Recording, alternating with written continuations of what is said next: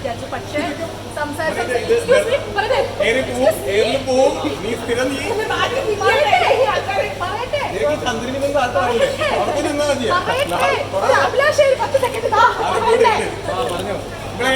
എയറിൽ വിട്ടിട്ട് മിച്ചോടെ മതി.